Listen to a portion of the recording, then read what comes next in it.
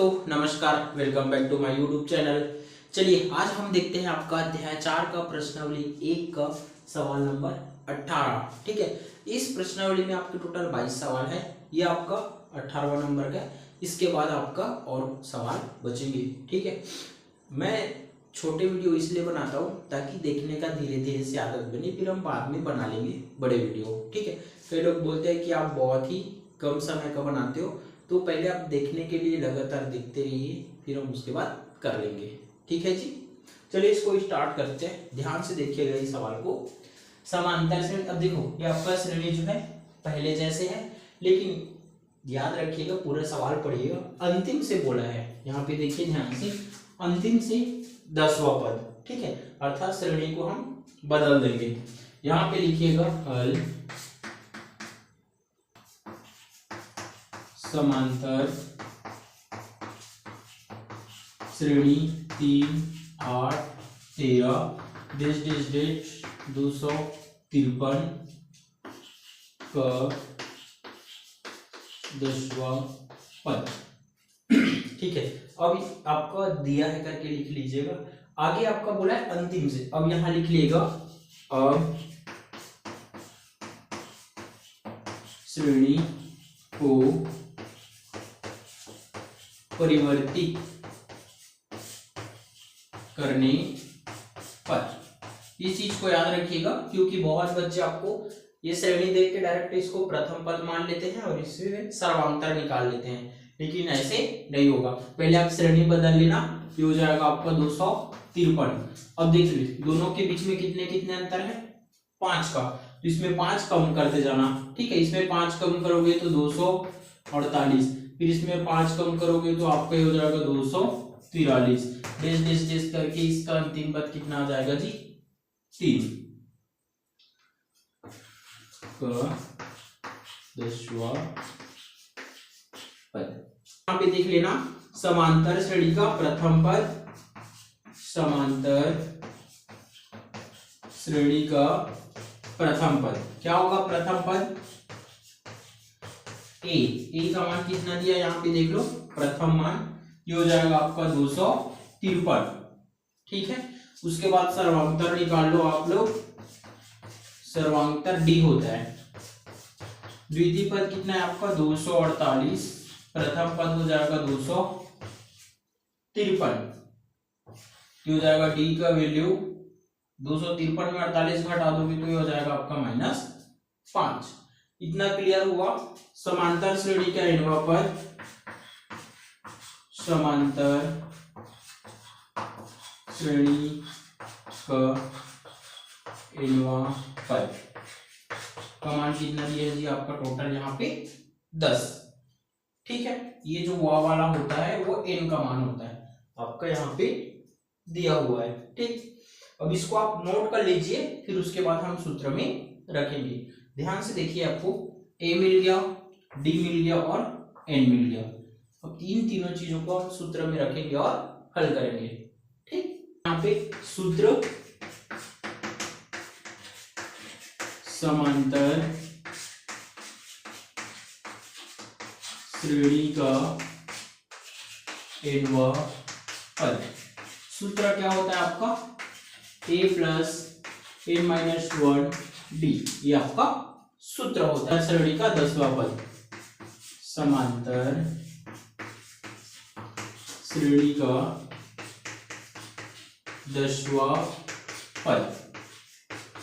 ठीक है, a का मान यहाँ पे मुझे कितना मिला था 253, ये आपका 10वां पद, n के जगह चूंकि उसको रखना होता है। d का मान मुझे मिला था -5। ठीक है, तो हो जाएगा आपका 253। 10 में से आप 1 घटाओगे कितना बचेगा आपके पास, 9 गुणी, ये हो जाएगा आपका -5। ठीक है जी, ये हो जाएगा आपका 253 और ये हो जाएगा प्लस माइनस का होता है माइनस, और 9 पंच कितना हो जाएगा जी आपका 45। ठीक है, अब 253 में आप 45 घटा दोगे तो आपका बचेगा 208, ये हो जाएगा आपका आंसर। ठीक है, अंतिम में लिखिएगा यहाँ पर, अतः समांतर श्रेणी का 10वां पद 208 प्राप्त होंगे। ये हो जाएगा जी आपका आंसर। ठीक है दोस्तों, अब हम लोग देखते हैं सवाल नंबर 19। ठीक है, ये सवाल आपका बहुत ही इंपॉर्टेंट है, आपके बोर्ड एग्जाम में पूछे जाते हैं। ध्यान से करिएगा, अच्छे से समझिएगा, आराम से समझिएगा। ठीक है, चलिए करते हैं इसको स्टार्ट। ध्यान से देखिएगा, यहाँ पे हमें कोई भी किसी प्रकार का समानांतर श्रेणी दिख नहीं रहे हैं, तो हमें ना तो प्रथम पद है ज्ञात है और न ही सर्वांतर। तो उस स्थिति में हम क्या करते हैं, मानते हैं। ठीक है, माना समांतर श्रेणी का प्रथम पद ए है तथा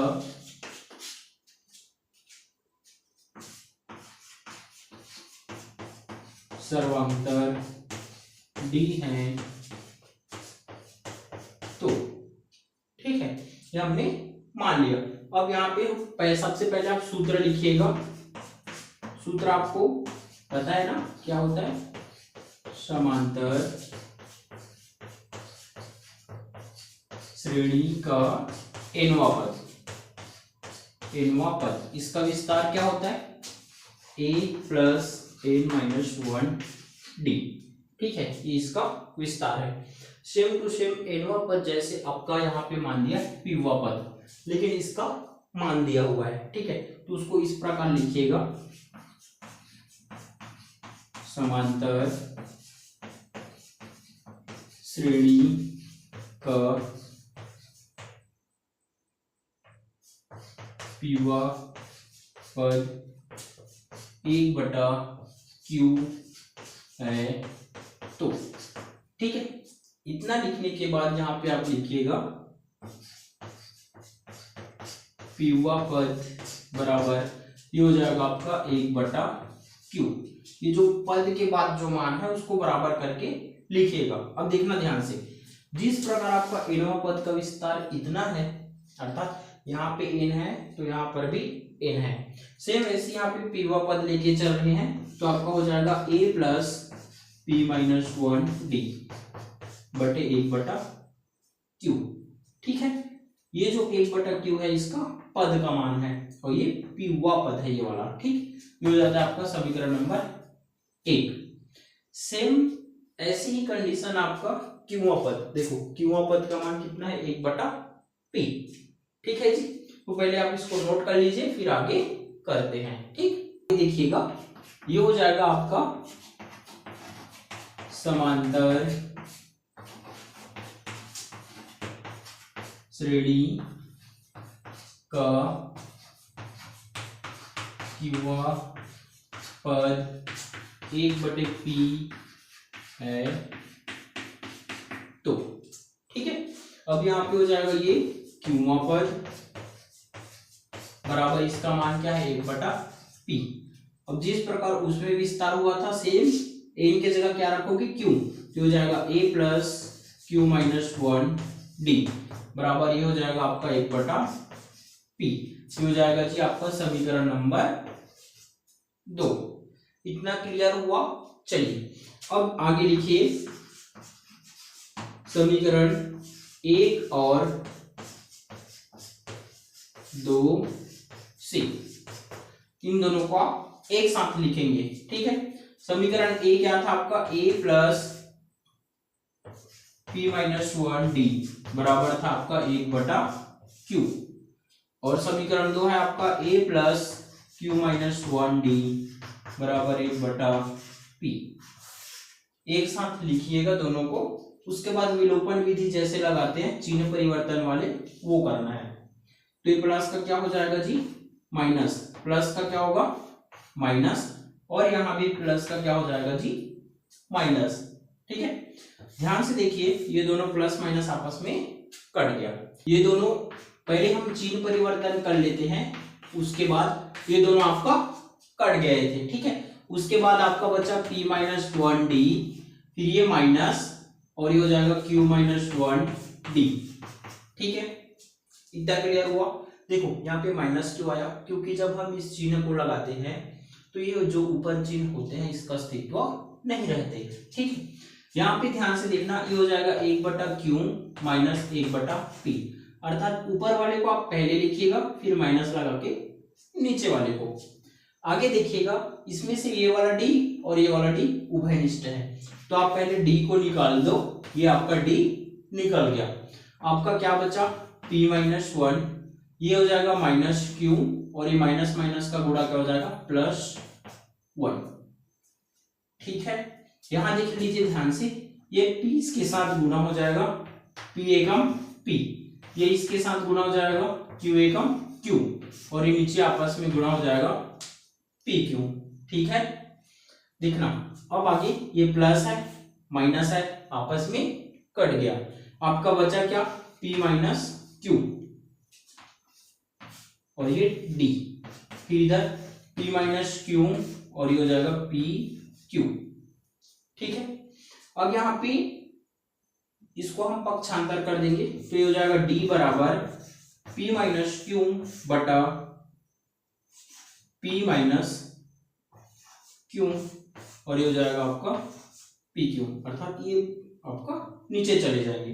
ठीक है, अब ये दोनों सेम होने के कारण आपस में कट जाएगा, d का मान आ जाएगा आपका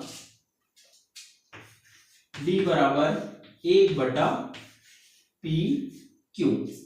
ठीक है ना, अभी d का मान मिल गया।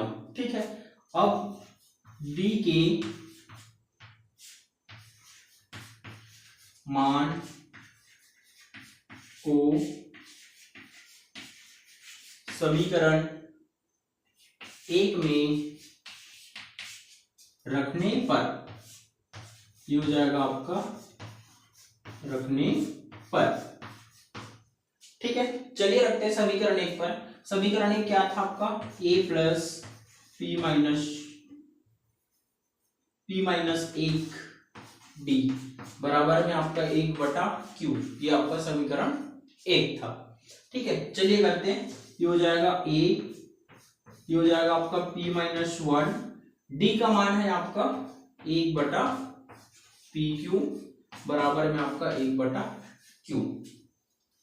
ठीक है जी, अब ध्यान से देखिएगा, ये हो जाएगा आपका a प्लस, ये जो संख्या है ऊपर गुणा होगा, क्योंकि आपको और पहले भी बता चुके, यदि एक संख्या बटे में है और दूसरा संख्या बटे में नहीं है तो जो बटे में नहीं है वो ऊपर गुणा होता है, क्योंकि हम नीचे क्या मान के चलते हैं 1।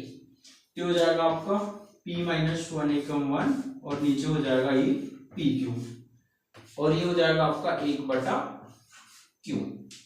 ठीक है, वीडियो थोड़ा सा लंबा हो सकता है बट आप बने रहिएगा, आपको समझ में आएंगे और ये आपका 6 नंबर का सवाल आते हैं। ठीक है जी, आगे देखिए यहाँ पे ध्यान से, ये हो जाएगा a बराबर 1/q minus p minus 1/pq, अर्थात कहने का सिंपल अर्थ है, ये प्लस था, इधर पक्षांतर करोगे तो क्या हो जाएगा माइनस में, तो हो जाएगा a बराबर, ध्यान से देखना, इसका गुणा इनसे हो जाएगा, ये होगा pq, इनका गुणा इनसे होगा माइनस q p माइनस 1 और ये नीचे हो जाएगा आपका pq स्क्वायर। अभी स्क्वायर क्यों लगा, क्योंकि यहाँ पे q डबल है यहाँ पे और यहाँ पे। ठीक है जी, तो आपका a बराबर हो जाएगा pq, अभी अंदर गुणा होगा ना, तो ये हो जाएगा माइनस pq और ये माइनस माइनस का गुणा क्या होगा प्लस q एकम q, नीचे बचा आपका pq के घात 2, ये माइनस में है और ये प्लस में है, आपस में कट जाएंगे, तो आपका a बराबर हो जाएगा q बटा pq। अब ये 2 बार क्यों लिखा, क्योंकि यहाँ पे घात में क्या है 2, तो इसको मैंने अलग अलग कर दिया ताकि एक q और एक q आपस में कट गया ऊपर नीचे। तो आपका सिंपल a का मान कितना आएगा यहाँ पे, a बराबर ये हो जाएगा आपका 1/pq, ये आपका a का मान है। ठीक है, अब यहाँ पे ध्यान से देखना, a और d का मान सेम है। ठीक है, अब एक बार वापस सवाल में जाके देख लीजिएगा, उसमें बोला गया है कि पी क्यू का मान 1 होगा, इसको सिद्ध कीजिए। ठीक है, अब यहां हम लेते हैं प्रश्नानुसार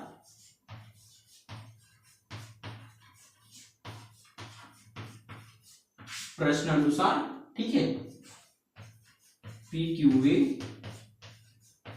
पद, ये हो जाएगा आपका a plus P Q minus 1 और ये हो जाएगा आपका d, क्योंकि जो पद बोला है उसी पद को यहाँ पे रखिएगा।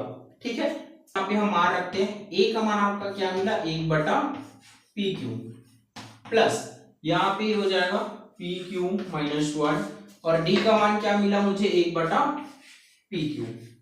ठीक है, ये दोनों सेम सेम मिले थे। आगे ये हो जाएगा आपका 1 बटा पी क्यू। अब देखो 1 बटा पी क्यू बटे में है, ये बटे में नहीं है, तो जो बटे में नहीं होता है वो ऊपर गुणा होता है, तो ये हो जाएगा आपका प्लस पी क्यू माइनस 1 बटा पी क्यू। इतना समझ में आया? इसके आगे देखिए। ठीक, आगे देखिए, ये हो जाएगा आपका, ध्यान से देखना यहाँ पे, इसका आधार और इसका आधार सेम है। जब आधार सेम हो, समान हो, तो अंश जुड़ती है या तो घटती है। ठीक है, तो ये हो जाएगा आपका पी क्यू, ऊपर में हो जाएगा आपका 1 प्लस ये हो जाएगा पी क्यू माइनस 1। ठीक है जी, यहाँ पे देखिए ये माइनस में और ये प्लस में आपस में कट गया, आपका क्या बचा पी क्यू बटे पी क्यू, तो पी क्यू एक पी क्यू आपका क्या आया यहाँ पे 1, जो कि हमें सिद्ध करना था। यहां लिख देना यही सिद्ध करना था, ये हो जाएगा आपका आंसर। ठीक है, इस सवाल को आप अच्छे से देखिएगा। ठीक है, बिल्कुल 6 नंबर में आता है, पूछते हैं बोर्ड परीक्षा में। ठीक है, और ऐसे ही वीडियो को शेयर करते रहिए, सब्सक्राइब करते रहिए और हमारे चैनल से जुड़िए।